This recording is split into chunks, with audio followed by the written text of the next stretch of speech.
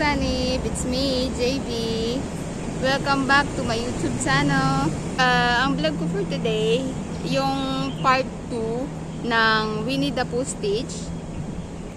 Yung video ko last time sa part 1. Sana po panoorin nyo yung part 1 bago nyo panoorin tong part 2. Kasi nandun yung paggawa ko ng pattern.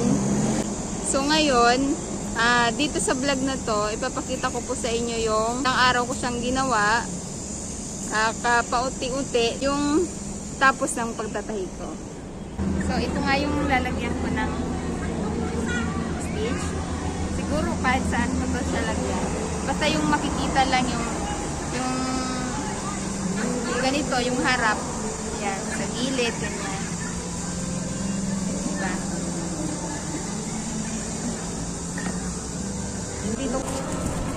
Tapos ko na siyang i-drawing. Yan na siya.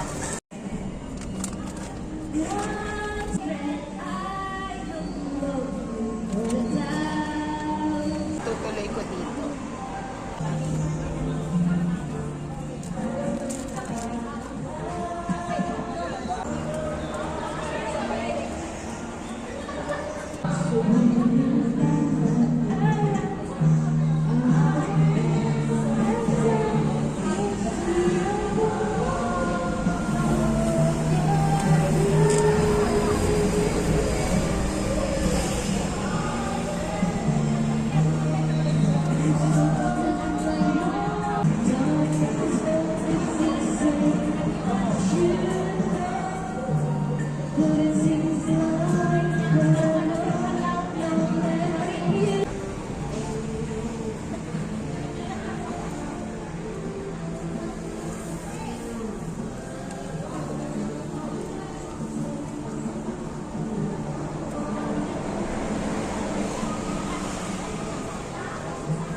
Dami pong music background dito.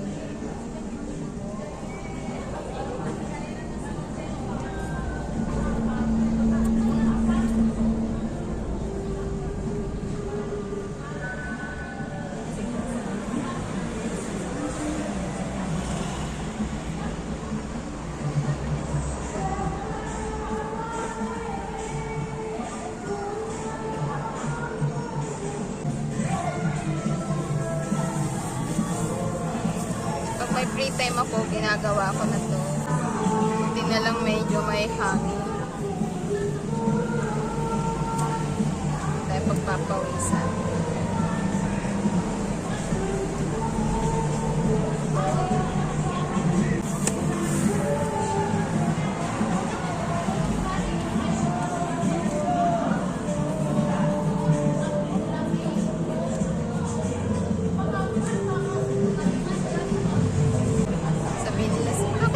Habang nagtatahi, nakangiti ito.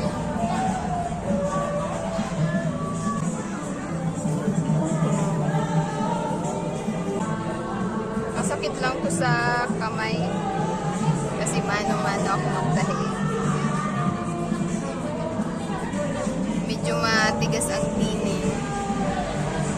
Kaya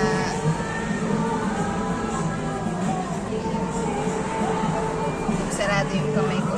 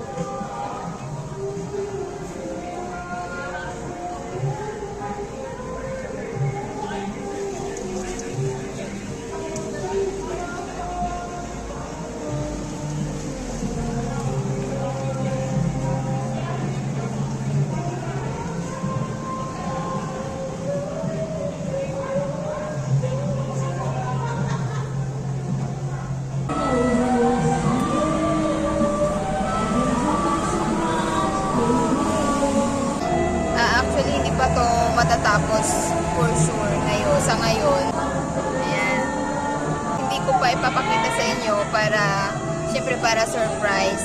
Makita nyo na lang siya pagkatapos. Paano ko siya nagawa? O yung final making. Ganon. Masyado lang siyang magbusisi, pero kung matyaga ka naman at talagang hilig mo yung ginagawa mo, walang ang ano ko kasi pag naumpisahan ko siya, kailangan tapusin ko siya. Pag gumawa ako or inumpisahan ko, tatapusin ko talaga yung kahit gaano pa yung katagal. Yun. Sana lang may mahaba yung pasensya nyo or nakaabang kayo para din naman ganahan ako lalo pa sa mga gagawin ko pa. Sana magustuhan nyo din. Pag nagtatahi ako ng ganito, natatapos ko siya depende kasi sa laki ng ginagawa ko.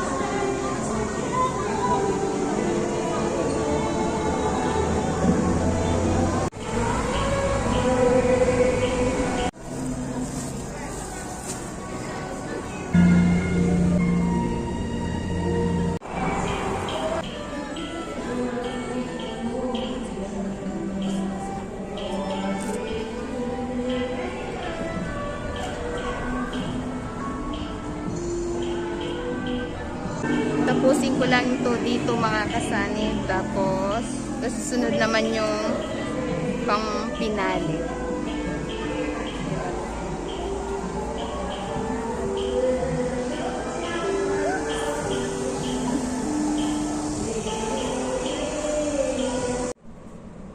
I'm back mga kasanib. So, kahit dito sa bahay, pag free time ko, ginagawa ko siya.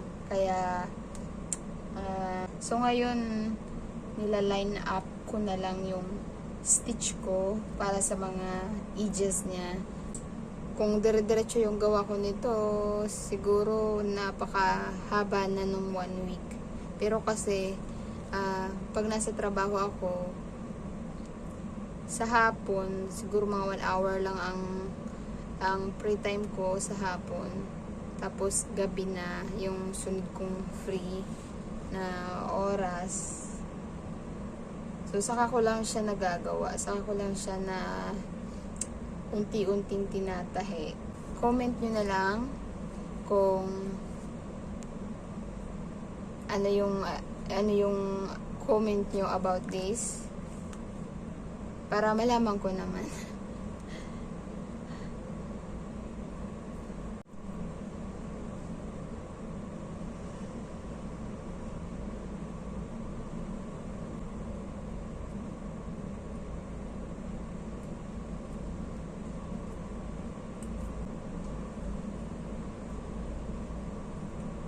Itong part na ginagawa ko ngayon, dapat pulido siya.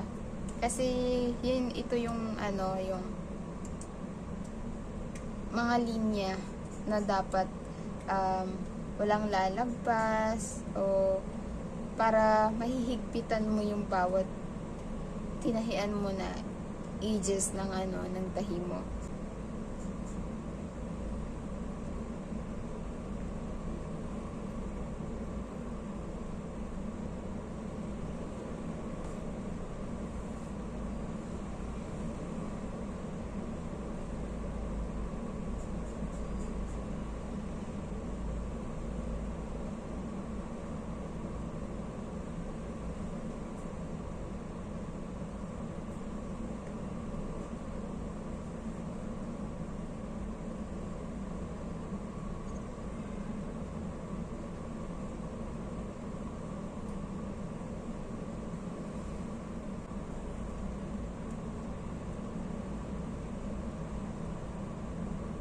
Ibang parte sobrang tigas kaya kailangan ko siyang yung dulo ng needle kailangan ko siyang ganunin. Yan, kaya pati yung balat ng tip ng finger ko natutuklap siya, pero okay lang basta maganda yung katapusan.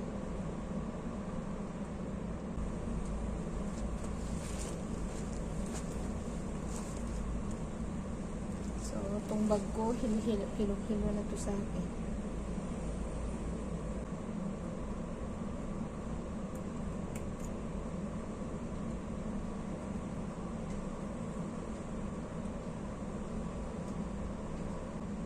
Nahirapan ako, wala akong kuko. Nagkuko.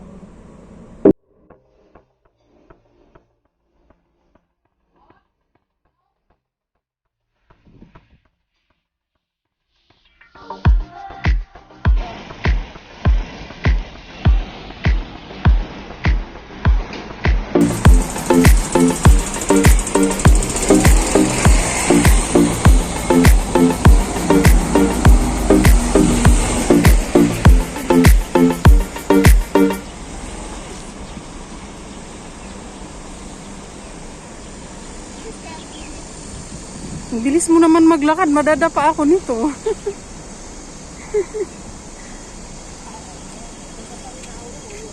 Ang model ng Winnie the Pooh. Yo, yo, yo.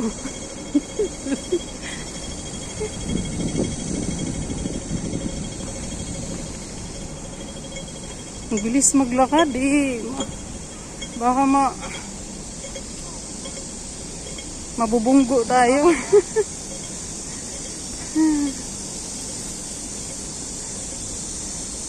Ayan na siya.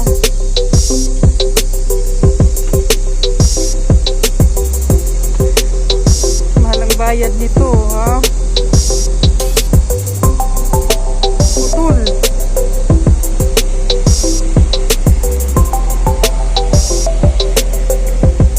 Ang haba ng mahal.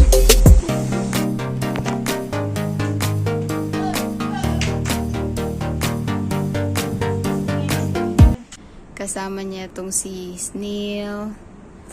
Favorite ko is si SpongeBob. Ayan. Kaya gustong gusto ko siyang gawin. Kasi ang cute-cute ni SpongeBob para sa akin. Ayan. Actually, may ginawa pa ako sa skirt. Denim skirt. At yun na nga, napanood nyo na yung part 2 ng aking Winnie the Pooh stitch. I hope supportahan nyo po yung aming YouTube channel. Dito ko na po tatapusin yung vlog ko for today. Don't forget to like, share, and subscribe. Bye mga kasanib!